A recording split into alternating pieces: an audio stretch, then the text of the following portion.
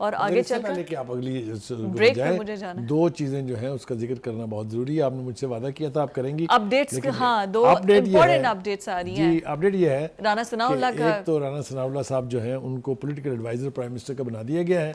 ये ओहदा federal minister के बराबर होता है जी। और ये हमें तवक्को थी, ये कोई अनहोनी नहीं हुई है, क्योंकि वो जिस तरह के बयानात दे रहे थे और जिस तरह की गुफ्तगू कर रहे थे, लगता था कि वो जल्द हुकूमत का हिस्सा पहले भी उन्हें बनेंगे। पहले भी कहा गया था उनको, पहले उन्होंने इनकार किया था, उन्होंने कहा कि हम इलेक्ट नहीं हुए हैं लिहाजा, लेकिन अब ये इनएविटेबल हो गया। दूसरी खबर ये है कि 1.1 बिलियन की जो किस्त मिलनी थी हमें IMF से, वो हमारी परफॉर्मेंस की जितनी तारीफ की उन्होंने, ये मेरे पास है कोई 8-10 जुमले हैं ऐसे जिससे पता चल रहा है कि पाकिस्तान की इकॉनमी टर्न अराउंड के प्रोसेस का में दाखिल हो गई है। अल्लाह करे। यही वजह है कि उन्होंने इतनी आसानी से आपको एक किस्त दे दी है और उनकी टीम अगले महीने जो बल्कि अगले महीने के इसी महीने में आएगी मुज़ाकरात करने के लिए। सिंपल क्वेश्चन, एक शख्स जो कि हारा है इलेक्शंस, उसको इतना बड़ा ओहदा देना, Rana Sanaullah is a big name for PMLN, लेकिन इलेक्शन तो नहीं जीते ना। देखिए ये बिल्कुल बात आपकी ठीक है कि अनइलेक्टेड लोगों को हमने इसकी मुखालफत पहले भी की थी। हमने पंजाब में जो मरीम नवाज साहबा के इर्द गिर्द जो लोग हैं उनके बारे में भी कहा था। हाँ, बिल्कुल हम इनके बारे में भी कहते हैं, लेकिन 2 बातें मैं कहे बगैर नहीं रह सकता। एक तो ये है कि मुझे यूँ लगता है जैसे एक मनसूबाबंदी थी कि नून लीग के जितने भी बड़े स्टॉलवर्ड्स हैं उनको भी गिराना है, और इसी तरह से ये सलूक पीपल्स पार्टी के और PTI के लोगों के साथ भी हुआ है। तो ये मेरे ख्याल से विक्टिम है उस अनदेखी कुव्वतों के जो एक ख़ास तरह के नताइज जो हैं वो हासिल करना चाहते थे। मैं फिर कहूंगी कि रिगिंग हुई है कि नहीं, तो हमारी डिबेट बहुत अलग चली जाएगी। अब देखें ना, क्योंकि नॉर्मल हालात में राणा सनाउल्लाह को फैसलाबाद से हराना आसान नहीं था। फिर वो 6 जजेस वाली बात तो सही है ना कि हर कोई किसी ना किसी जगह पर इन्फ्लुएंशियल होता है, इन्फ्लुएंस्ड होता है, जिससे फैसले बदलते हैं, लोगों की तकदीरें बदलती हैं। पहला नुकता तो यह है कि हुकूमती रवैये के ऊपर तहफ़्फ़ुज़ात का इजहार किया गया है कि हुकूमत ने अपने हिस्से का काम नहीं किया। वो चाहे लेजिस्लेशन के हवाले से था, चाहे वो इंसाफ का हसूल मुमकिन बनाने के लिए था, चाहे वो इंसाफ के रास्ते में हायल रुकावटें दूर करने से मुताल्लिक था। खुले लफ्ज़ों में कहा कि हुकूमत ने अपना काम नहीं किया। यस। दूसरी बात यह है कि चीफ जस्टिस साहब ने भी ये बार बार कहा और दीगर जजों ने भी इसके ऊपर बात की कि हमें सबसे पहले अपना हाउस इन ऑर्डर करना है। एग्जैक्टली। वो हाउस इन ऑर्डर क्यों करना है, क्या वजूहात हैं, उसके ऊपर तफसील से बात करते हैं। जरा जैसा मैंने कहा कि पहले हम सम अप कर लें गुफ्तगू को। तीसरा अहम पॉइंट यह है कि जजेस के पास इख्तियारात तो थे, लेकिन उन्होंने जुर्रत नहीं दिखाई और उसका इस्तेमाल नहीं किया। हाई कोर्ट्स के जजेस मिसाल के तौर के ऊपर ये चीफ जस्टिस साहब ने पहली समाअत में भी कहा था, अगर आपको याद हो, और बार बार ये बात दोहराई है आज भी, कि सुप्रीम कोर्ट को छोड़ दें, जो हाई कोर्ट्स हैं उनके जजेस के पास तौहीन अदालत के टूल की सूरत में एक इतना बड़ा हथियार मौजूद है कि कोई भी जिसारत करे बाहर से मुदाखलत करने की, उसको ठोक सकते हैं वो इसके इस्तेमाल से, जिसको तौहीन अदालत कहते हैं। उन्होंने बल्कि बार बार ये सवाल भी किए कि भाई आपने क्यों नहीं किया। हाँ। आपने, वो कहते हैं, सुप्रीम कोर्ट कहती है कि डिस्ट्रिक्ट सेशन जज तो हमारे मतहत नहीं है। हाँ। तो लाहौर हाई कोर्ट के मतहत है ना, तो वहाँ पर एक्शन लिया जाना चाहिए था, जो नहीं लिया गया और 6 जजेस ने एक खत लिख मारा। देखिए बात यह है कि जब आप अपने हिस्से का काम नहीं करेंगे, जुर्रत नहीं दिखाएंगे, तो फिर यही होगा।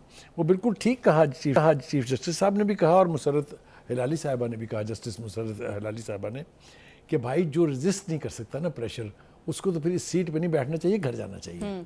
जाहिर है, तो ये भी बात बिल्कुल ठीक है। अच्छा, साथ में जो सबसे बड़ी डेवलपमेंट है वो ये है कि ISI, IB और MI ये तीनों किस कानून के तहत आते हैं, इनके क्या जुरिस्डिक्शंस में है। ये देखिए पहली बात तो ये है कि ईमानदारी से अगर आप मुझे इजाजत दें बताने की, 76 साल चाहिए थे मालूम करने के लिए कि किस कानून के तहत बने। सदके ना चला जाए आदमी इन जजों की अक्लमंदी, दानिशमंदी और जहानत के। उन्हें क्या आइन के मुताबिक अब बताया नहीं, अब मतलब 76 साल लग गए ना जी पूछने में। एनीवे उसके ऊपर आते हैं। मेरा ख्याल है थोड़ा सा पहले हम अदलिया का रोल जो है, हाँ, उसको ज़रा थोड़ा सा हिस्ट्री के पर्सपेक्टिव में ज़रा थोड़ा सा देख लेते हैं। देखिए जनाब, अदलिया और ये जो जिन पर मुदाखलत का इल्ज़ाम है, ये एक तवील अरसे तक नहीं, साल बल्कि डेकेड्स तक एक पेज पर रहे हैं। यस, ठीक है, आ जाइए जनाब, शुरू करते हैं। बहुत ज़्यादा दूर पीछे जाने की ज़रूरत नहीं है। अयूब खान तक जाएंगे तो बात और लंबी हो जाएगी। ज़िया-उल हक से शुरू कर लेते हैं। अच्छा, ज़िया-उल हक साहब ने खिलवाड़ जो कुछ किया आइन के साथ, मुझे बताइए किस जज ने उसका गिरबान पकड़ा। ये जो आर्टिकल 58(2) जैसे हथियार उसके सुपुर्द कर दिए गए, जिसके तहत वो जिस वक्त चाहे, अगर वो सुबह शाम बुरे मूड में उठा है या शाम की चाय उसने नहीं पी है, तो वो चाहे तो असेंबली डिसॉल्व कर दे, हुकूमत को कर भेज दे। ये इख्तियार किसने दिया था? आइन में तब्दीली करने के बाद यस, तब बोली सुप्रीम कोर्ट। नो, आगे चलती है। उसके बाद आ जाइए जनाब जनरल मुशर्रफ साहब, उन्होंने आइन के साथ क्या खिलवाड़ किया आपके सामने है। किसी ने पूछा, उसको इंडेमनिटी दी दोनों सूरतों में। ज़ियाउल हक के तमाम इक़दामात को भी कॉन्स्टिट्यूशनल कवर दिया, परवेज़ मुशर्रफ के तमाम इख्तियारात को भी कॉन्स्टिट्यूशनल कवर दिया। किसने?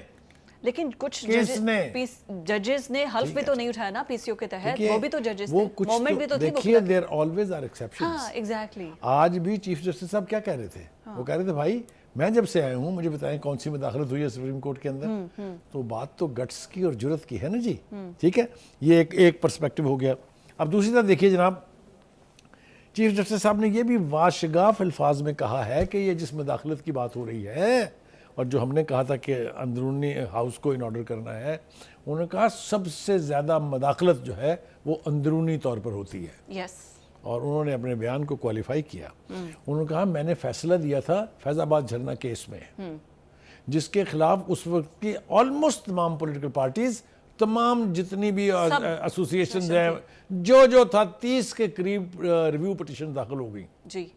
वो पूछते हैं कि 4 साल 7 माह गुजर गए, वो समात के लिए मुकर्रर नहीं हुई, ये किसका कसूर था? ये किसने नहीं होने दी? एक बात। दूसरी बात उन्होंने कहा कि मखसूस बेंचेस बनाए जाते थे। हाँ। एक तवील अरसे तक बनाए जाते रहे, बल्कि 5 का टोला का आपने इस्तिलाह सुनी होगी ना कि ये 5 जजेस हर अहम केस पे बैठे होते थे। चाहे वो पीटीआई से मुताल्लिक हों, चाहे वो नून लीग के मुताल्लिक हों, जो ये सारे इख्तियारात जो हैं कंसंट्रेटेड थे इन ए पर्टिकुलर नंबर ऑफ जजेस। Is that right? दूसरी बात, जब जजेस के खिलाफ कंप्लेंट्स आई तो सुप्रीम कोर्ट ने क्या किया? जब जस्टिस शौकत सिद्दीकी को बगैर किसी जवाब के हटाया गया, और उनकी पिटीशन उन्होंने दाखिल की उसके खिलाफ जुडिशल काउंसिल में, आपने क्यों उसके ऊपर कोई एक्शन नहीं लिया गया? क्यों इस चीफ जस्टिस को आना पड़ा उसके ऊपर एक्शन इनिशिएट करने के लिए? दूसरी बात, जनाब आली, ये भी क्या सुप्रीम कोर्ट में नहीं हुआ कि लाओ मेरे पास मुकदमा लेके आओ, मैं करूंगा फैसला, इसका सड़कों पर नहीं होना? ये नहीं हुआ। ये सब हिस्ट्री में हुआ ना। अभी यही तो मैं तो आपको बहुत रिसेंट हिस्ट्री बता रहा हूं, बहुत पुरानी नहीं है। एग्जैक्टली। लेकिन अभी यही बात तो चीफ जस्टिस ने आज कही भी है। देखिए वो ये दूसरा जज भी इन्फ्लुएंशियल नहीं हो सकता। वो ये कह रहे हैं कि मेरी तरह से जुर्रत का मुजाहरा करें, आप रेजिस्ट करेंगे तो ये मुदाखलतें बंद हो जाएंगी, मगर ये उस वक्त तक नहीं होंगी जब तक हम आप अपने अंदर होने वाली मुदाखलतों को नहीं रोकेंगे। मैं इसके ऊपर बड़ी तफसील के साथ एक लंबा चौड़ा यानी गुफ्तगू की जा सकती है, पूरा प्रोग्राम इस पर गुजर जाएगा, लेकिन मैं समझता हूँ वो कहते हैं ना कि it's better late than never. देर आए दुरुस्त आए। मैं कहता हूँ चलिए माजी को भूल जाते हैं, जिस तरह चीफ जस्टिस ने भी आज कहा कि let us not go into the past, let us talk of present and future. अगर अब भी ये रास्ता रुक जाता है, चाहे उसके लिए हुकूमत को लेजिस्लेशन करनी पड़े, चाहे उसके लिए सुप्रीम कोर्ट को कोई डिक्री जारी करनी पड़े, लेकिन इंसाफ के रास्ते में ये जो रुकावटें हैं, चाहे वो एजेंसियों की तरफ से हैं, चाहे वो इस्टेब्लिशमेंट की तरफ से हैं, चाहे वो हुकूमत वक्त की तरफ से हैं, चाहे वो कुछ ऐसे स्ट्रॉन्ग इंस्टीट्यूशंस हैं अदर दैन द इस्टेब्लिशमेंट, वो कहते हैं इस सब को रेजिस्ट करना पड़ेगा, तभी इंसाफ का हसूल और इजरा मुमकिन होगा। एट द एंड इवेंचुअली कानून के अंदर तब्दीली या इस किस्म का कोई भी कानून बनाना आएगा तो पार्लियामेंट में ना, तो पार्लियामेंट में भी अगर उन्हीं के स्टूडेंट्स बैठे होंगे तो वो बिल को कैसे वो क्या कह रहे हैं? वो कह रहे हैं कि हुकूमत को चाहिए कि इंसाफ के हसूल में मुदाखलत रोकने के लिए बॉल सुप्रीम कोर्ट में ना फेंके, बल्कि अपनी जिम्मेदारी को महसूस करते हुए इस पर लेजिस्लेशन करे। एक दफ़ा लेजिस्लेशन हो जाएगी, सज़ा का तयन हो जाएगा कि किस नौयत की मुदाखलत होगी तो उसकी क्या सज़ा है, तभी तो लोग डरेंगे ना। अभी तो everybody is getting away with it. ये सूरत हाल जो है नाकाबिले बर्दाश्त है। आगे आ जाइए।